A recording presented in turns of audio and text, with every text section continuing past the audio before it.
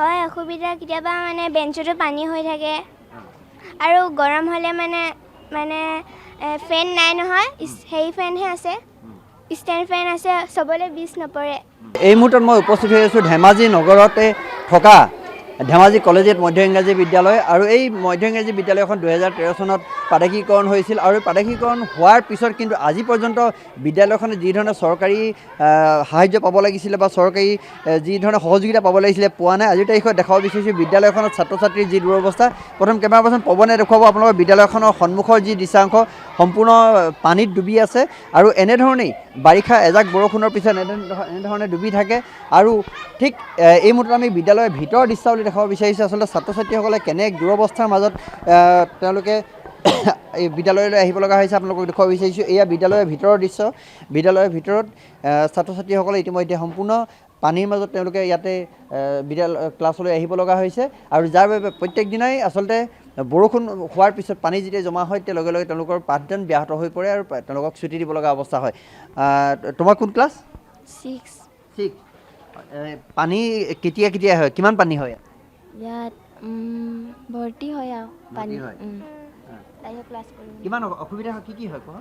হয় অসুবিধা কেতিয়াবা মানে বেঞ্চতো পানী হৈ থাকে আৰু গৰম হ'লে মানে ফেন নাই নহয় সেই ফেনহে আছে ষ্টেণ্ড ফেন আছে চবলে বিষ নপৰে। হয় এইসকল দেখাইছোঁ এইসকল ছাত্ৰ ছাত্ৰী ইতিমধ্যে তেওঁলোকে বিদ্যালয়লৈ আহিছিলে কিন্তু বিদ্যালয়ৰ যি অৱস্থা এই মুহূৰ্তত যি দুৰৱস্থা ভিতৰত আচলতে পানী শ্ৰেণীকোঠাৰ ভিতৰত যাৰ বাবে আচলতে বিদ্যালয় কৰ্তৃপক্ষই তেওঁলোকক ছুটি দিবলৈ বাধ্য হৈ পৰে কাৰণ কোনো ধৰণৰ ইয়াত পাঠদান কৰিব পৰা সুব্যৱস্থা নাই আৰু এক প্ৰকাৰৰ খুব এক অস্বাস্থ্যকৰ পৰিৱেশে বিৰাজ কৰিছে বৰ্তমান বিদ্যালয়খনত। তেওঁলোকে ইতিমধ্যে বহুবাৰ অৱগতও কৰিছে আৰু আমি এই মুহূৰ্তত বিদ্যালয় কৰ্তৃপক্ষৰ ওচৰত আমি তেখেতলোকৰ সৈতে কথা পাতিব চেষ্টা কৰিছোঁ। কেনেধৰণৰ পৰিৱেশ, কি অৱস্থাত ছাত্ৰ ছাত্ৰীসকলে পাঠদান ল'ব লগা হৈছে? ছাত্ৰ ছাত্ৰীসকলৰ পাঠদানৰ ব্যৱস্থাত আমাৰ যেতিয়া আমাৰ প্ৰাকৃতিক দুৰ্যোগৰ সম্পৰ্কত আমিতো যথেষ্ট অনিশ্চয়তাত ভুগি আছোঁ। কাৰণ এনেকুৱা এখন বিদ্যালয় য'ত প্ৰাদেশিকৰণ হ'ল এতিয়া 2013 চনতে, যে 2013 চনৰ পৰা এতিয়ালৈকে আমি ছাত্ৰ ছাত্ৰীবিলাকৰ অগ্ৰগতি আৰু তেওঁলোকৰ পিতৃ মাতৃসকলৰ যিটো আশা আকাংক্ষা সেই আশা আকাংক্ষা আমাৰ বিদ্যালয়খনত যথেষ্ট আমাৰ নিৰ্ভৰ কৰে কাৰণে আজি এইখন বিদ্যালয়ত যিটো পাৰ্মানেণ্ট ঘৰ এটা নাই, এই ঘৰ নথকা অৱস্থাতো ছাত্ৰ ছাত্ৰীসকলৰ এনেকুৱা বাঁহৰ বেৰৰ ওপৰত টেম্পৰেৰী টিংপাত লগোৱা যিখন বিদ্যালয়, এই বিদ্যালয়খনত অৱয়ৱটো চোৱা যায় তেতিয়াহ'লে ইয়াৰ এগেইনষ্টত যিখিনি ছাত্ৰ ছাত্ৰীৰ উপস্থিতি আছে, যিখিনি এনৰল আছে সেই এনৰলবিলাক আমি খুবেই অভিভাৱকসকলক আমি ধন্যবাদ দিছোঁ। তাতে 83 আছে, 3টা ক্লাছ আছে, সেই 3টা ক্লাছত 83। অসুবিধাখিনি কি হয়? অসুবিধা আমাৰ বিশেষকৈ বিল্ডিংটো আমাৰ খুবেই প্ৰয়োজন আছে। বৰষুণ দিলে, ডাঙৰকৈ ধুমুহা আহিলে আৰু খুব বেছি ৰ'দ হ'লে আমি বিভিন্ন দুৰ্ভোগত ভুগি আছোঁ। ইয়াত অস্বাস্থ্যকৰ পৰিৱেশ আমি দেখা পাইছোঁ। পৰিৱেশ এটা আমি অনুভৱ কৰোঁ, আমি আৰু সন্মুখীন হৈছোঁ। আৰু যেতিয়া বতৰ ভাল হ'লে বেলেগ কথা, আমি ছাত্ৰ ছাত্ৰীবিলাকক বহুত আকৰ্ষণজনিতভাৱে ছাত্ৰ ছাত্ৰীসকলক আমি শিক্ষা দান কৰিছোঁ কাৰণে ছাত্ৰ ছাত্ৰীসকলৰ উপস্থিতি 75%, এভাৰেজ 75% আমাৰ হৈ আছে। এই মুহূৰ্তত ক'ব বিচাৰিম শিক্ষামন্ত্ৰী যিহেতু ধেমাজিৰে আৰু শিক্ষামন্ত্ৰী ডক্টৰ ৰণোজ পেগু, আপুনি নিজে প্ৰত্যক্ষ কৰক কেনে এটা পৰিৱেশত এই বিদ্যালয়খনৰ ছাত্ৰ ছাত্ৰীসকলে আচলতে পাঠদান কৰিব লগা হৈছে। আমি এটা কোঠা ইতিমধ্যে দেখালোঁ, আনটো কোঠাও চাওক ঠিক একেধৰণে। ইয়াত কোনো পকী ফ্ল'ৰ নাই আৰু ইয়াৰ পানী জমা হৈ আছে।